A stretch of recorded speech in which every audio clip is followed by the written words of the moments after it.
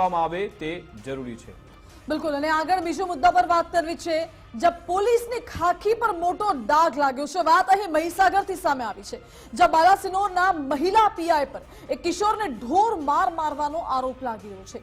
ચોરીની માત્ર આશંકા હતી અને આશંકાએ કાયદાના સંઘર્ષમાં આવેલા કિશોરને ઢોર માર માર્યો। માસૂમ કિશોરને માર મારવાને લઈને સ્થાનિક ધારાસભ્યો હવે મેદાનમાં આવી ગયા છે। ધારાસભ્ય ધવલસિંહ ઝાલાએ પીડિત કિશોરની મુલાકાત લીધી, સાથે જ ધારાસભ્ય માનસિંહ ચૌહાણ પણ પીડિત કિશોરને મળવા માટે પહોંચ્યા હતા। બંને ધારાસભ્યોએ સ્થાનિક પોલીસની કામગીરી પર સવાલ ઉઠાવ્યા છે। શું માત્ર ને માત્ર ચોરીની આશંકાએ એક કિશોરને આટલો ઢોર માર મારવો યોગ્ય છે ખરો? એ પણ મહિલા પીઆઈ દ્વારા જ્યારે કિશોરને માર મારવામાં આવ્યો, ધારાસભ્ય રોષે ભરાઈ ગયા હતા અને ધારાસભ્યએ એસપી ને તાત્કાલિક ફોન કર્યો અને ઉગ્ર રજૂઆત કરી છે। સફીર હસનને તાત્કાલિક ફોન કરીને રજૂઆત કરવામાં આવી કે આ બાબતે કડકમાં કડક કાર્યવાહી થાય। હાલ તો આ રજૂઆત બાદ બંને ધારાસભ્યોની ઉગ્ર રજૂઆત બાદ એસસી એસટી સેલના ડીવાયએસપી ને તપાસ સોંપાઈ છે। આખા પ્રકરણમાં જ્યારે પહેલીવાર ધવલસિંહ ઝાલા પહોંચ્યા હતા, એમના વિડીયો ખૂબ જ વાયરલ થયા। એમણે કડકાઈથી વાત કરી હતી પોલીસ કર્મીઓ સાથે, એસપીને પણ ફોન કર્યો તો પણ આજે જ્યારે પૂર્વ ધારાસભ્ય અહીંયા પહોંચ્યા હતા તો એમણે કહ્યું કે ભાઈ રાજકીય રોટલા તમારે ન શેકવા જોઈએ। કોણે કહ્યું હતું? અહીંયાથી નિવેદન આપવામાં આવ્યું છે રાજેશભાઈ પાઠક। એમણે કહ્યું કે ભાઈ અમે આ એરિયાના સક્ષમ નેતાઓ છીએ, બીજા અહીંયા આવવાની જરૂર નથી। શું આ ધવલસિંહ ઝાલા માટે છે? એ સવાલ થાય। આપણી સાથે ફોનલાઈન પર ધવલસિંહ ઝાલા જોડાઈ ગયા છે।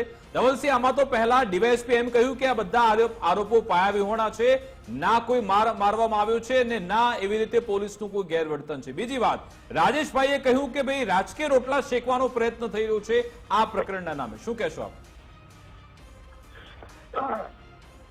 રાજેશભાઈએ જે સ્ટેટમેન્ટ આપ્યું કે એસપી સાહેબને પુરાવા જોઈતા હોય તો હું મેડિકલનો રિપોર્ટ આપી શકું છું, જે ગવર્મેન્ટે આરોગ્યના સીએસસી સેન્ટરે એ રિપોર્ટ આપેલો છે।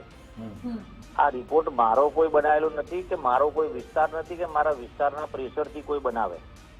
અંદર ક્લિયર શબ્દમાં લખેલું છે કે પીઆઈએ પટ્ટા વડે એને માર્યા છે। મારા ખ્યાલથી હું માનું ત્યાં સુધી એસપી સાહેબના ધ્યાન ઉપર તો છે, કદાચ ડીવાયએસપી ના ધ્યાન ઉપર નથી। અને ડીવાયએસપી ખાલી હવામાં કદાચ એવું બની શકે કે સ્ટેટમેન્ટ આપ્યું હોય, અમને કદાચ એનો અભ્યાસ કર્યો ન હોય। અને આમ વસાવા સાહેબની કામગીરી ખૂબ સારી છે, મને મારા ધ્યાન ઉપર જે આવ્યું છે એ પ્રમાણે। અને માત્ર આ એક પીઆઈ ને બચાવવા માટે કેમ આટલું બધું ચાલી રહ્યું છે મને એ સમજણ નથી પડતી। હું પીઆઈ ને કઈ સસ્પેન્ડ કરી દેવા અને એને નોકરીથી કાઢી ડિસમિસ કરી દેવા એ વર્તણૂકનો વ્યક્તિ જ નથી। મારી વાત માત્ર એટલી છે કે એને આ કૃત્ય કર્યું છે તો એના પ્રમાણમાં એને સજા મળવી જોઈએ। આ માનવતાવાળી વાત છે, કોઈ રાજકીય વાત નથી। હું કોઈ રાજકીય વાતમાં એટલે ટીકા ટિપ્પણીમાં પડવા માંગતો નથી। પણ ડીવાયએસપી કહી રહ્યા છે ઓન રેકોર્ડ કે ભાઈ છોકરો સીધો એ હોસ્પિટલમાં દાખલ થઈ ગયો તો કોઈએ માર માર્યો નથી। અને સાથે સાથે પૂર્વ ધારાસભ્ય પણ આ રીતની વાત કરે એ કેમ, એ શું કામ આપને લાગી રહ્યું છે? એમાં એ લોકો કોઈને બચાવવાનો પ્રયત્ન કરી રહ્યા છે? ના, હું એ બધાની સાથે જ છું, પણ કેમ બચાવવાનો પ્રયત્ન કરે છે મને ખબર નથી પડતી। પણ આ બધા પૂર્વ ધારાસભ્યની આપણે વાત કરી, બીજા ઘણા બધા લોકોએ વાત કરી, કટાક્ષ કરીને ક્યાંક રાજકીય દાવપેચોની વાત। આ મંચ એ નથી, આ વાત એ નથી, આ જગ્યા એ નથી કે જ્યાં રાજકારણની વાતો થાય। આ માનવતાની વાતો છે। ટૂંકમાં આપનું કહેવું છે આપની પાસે બધા પુરાવા છે, એની સાથે અન્યાય થયો છે, માર મારવામાં આવ્યો છે, બરાબર ને?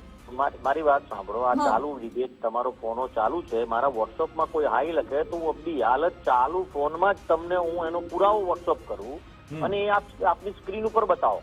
નહીં સાહેબ, સમયનો અભાવ છે, આપણે કરીએ એનાથી સ્પેશિયલ શો આપણે કરીએ, આપણે કાલે એના પર કરીશું, પણ અત્યારે સમયનો અભાવ છે। આભાર અમારી સાથે જોડાવા બદલ, વાતચીત કરવા બદલ। ધવલસિંહ ઝાલા કહી રહ્યા છે કે મારી પાસે બધા જ પૂરતા પુરાવા છે અને બધું રજૂ કરીશ, સાથે સાથે આમાં ન્યાય થવો જોઈએ, કોઈને પણ બચાવવાનો પ્રયત્ન ન થવો જોઈએ। બિલકુલ, એટલે ધવલસિંહ ઝાલાએ કહ્યું છે કે અહીં એ પીઆઈને શા માટે બચાવવામાં આવી રહ્યા છે એ પણ સવાલ તેમને ઉઠાવ્યો હતો। હવે આ કેસમાં તપાસ થાય અને સ્પષ્ટ વિગતો આવે તો કંઈક વધુ સ્પષ્ટ થઈ શકે છે, કારણ કે આરોપો એવા લાગી રહ્યા છે કે એક કિશોરને મારવામાં આવ્યો હતો। પોલીસ એવું કહી રહી છે કે એવું કશું બન્યું નથી। જો કે ધારાસભ્યનું એવું કહેવું છે કે મારી પાસે બધા જ પુરાવા છે, હું અત્યારે આપવા તૈયાર છું। હવે આ સમગ્ર પ્રકરણમાં કોણ સાચું કોણ ખોટું એ તો તપાસ બાદ સ્પષ્ટ થશે કે જ્યારે દૂધનું દૂધ અને પાણીનું પાણી થઈ જશે।